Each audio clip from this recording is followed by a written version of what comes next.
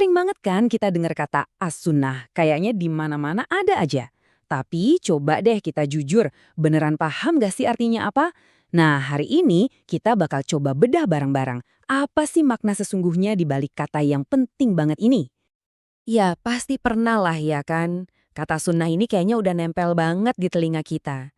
Biasanya sih langsung kepikiran soal amalan ibadah.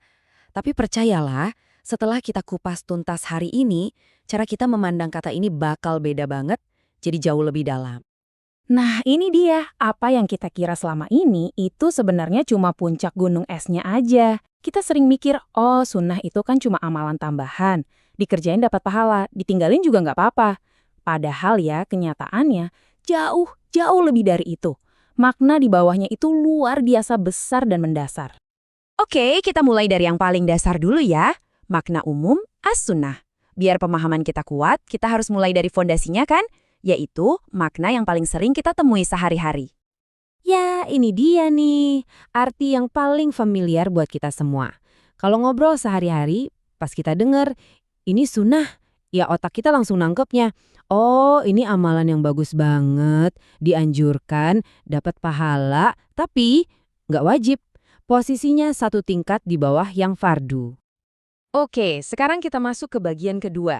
Arti sebuah jalan. Nah, di sini nih kuncinya. Kalau kita mau benar-benar paham inti dari sunnah, kita harus mundur sedikit, lihat ke akar bahasanya dalam bahasa Arab. Percaya deh, ini bakal ngebuka sudut pandang yang totally baru. Dan ini dia, keren banget kan? Secara bahasa, as-sunnah itu artinya jalan yang ditempuh. Coba deh direnungin, ini metafora yang kuat banget. Jadi bukan cuma soal satu tindakan, tapi ini soal sebuah lintasan hidup, sebuah cara hidup, sebuah pedoman utuh. Lanjut ya ke bagian 3, sunnah sebagai amalan ibadah. Sekarang kita lihat gimana konsep jalan tadi mulai jadi lebih spesifik nih, terutama dalam konteks agama. Gimana dia jadi salah satu kategori dalam amalan ibadah. Jadi gini, dalam istilah syariat, amalan yang kita sebut sunnah ini sebenarnya punya nama teknis loh, yaitu nafilah. Nah, nafilah ini ya itu tadi, semua ibadah yang dianjurkan banget, tapi levelnya belum wajib. Jadi bisa dibilang kalau kita lagi ngomongin ibadah, kata sunnah sama nafilah itu ya sinonim lah. Contoh yang paling gampang, sholat subuh. Nah, kan ada 2 rakaat yang wajib alias fardu. Itu intinya. Terus ada juga 2 rakaat yang dianjurkan banget sebelum sholat subuh yang statusnya sunnah. Anggap aja ini kayak bonus spesial yang nilainya tinggi banget. Dua-duanya memang bagian dari ibadah subuh, tapi bobot hukumnya beda. Nah, dari perbedaan ini, sering banget muncul pertanyaan atau mungkin kesalahpahaman. Jadi yang fardu itu dari Allah, terus yang sunnah itu dari Nabi Muhammad gitu. Pernah kepikiran gitu nggak? Eits, tunggu dulu. Ternyata nggak gitu loh. Ini poin yang krusial banget. Anggapan tadi itu kurang tepat. Sumber kita jelas banget bilang, mau itu perintah fardu ataupun sunnah, sumbernya sama. Dua-duanya datang dari wahyu Allah Subhanahu wa Ta'ala.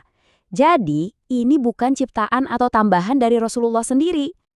Loh, kok bisa gitu? Nah, karena peran Rasulullah itu adalah sebagai seorang mubalig, artinya penyampai dari Allah. Beliau itu cuma meneruskan wahyu yang beliau terima.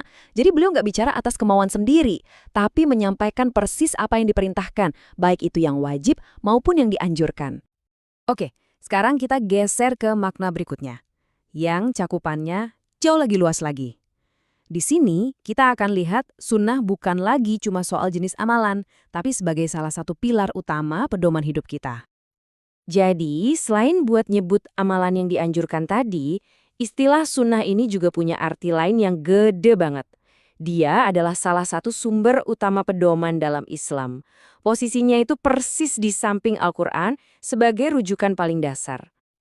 Nah, sumber pedoman yang satu ini tuh isinya apa aja sih? Ada 3 komponen utama.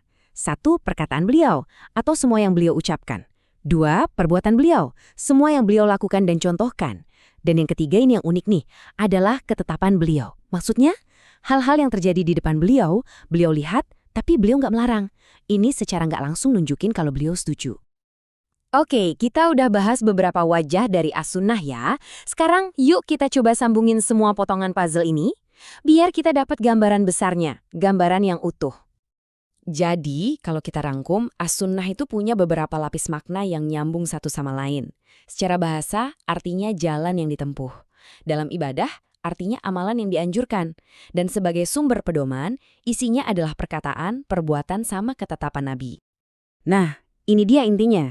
Ternyata semua makna ini saling melengkapi loh. Jalan yang ditempuh, ingat kan arti harfiahnya, itu ternyata adalah sebuah jalan yang dibentuk oleh dua hal. Pertama, dari amalan-amalan yang dianjurkan. Kedua, dari seluruh sumber pedoman, ucapan, tindakan, dan persetujuan dari Nabi. Semuanya jadi satu kesatuan yang utuh. Jadi, setelah kita bedah semua lapisan makna ini, ada satu pertanyaan keren nih buat kita renungkan. Kalau sekarang kita tahu sunnah itu bukan cuma amalan tambahan, tapi sebuah jalan yang utuh dan lengkap, kira-kira gimana ya ini mengubah cara kita memandang jalan hidup kita sendiri? Coba deh direnungkan.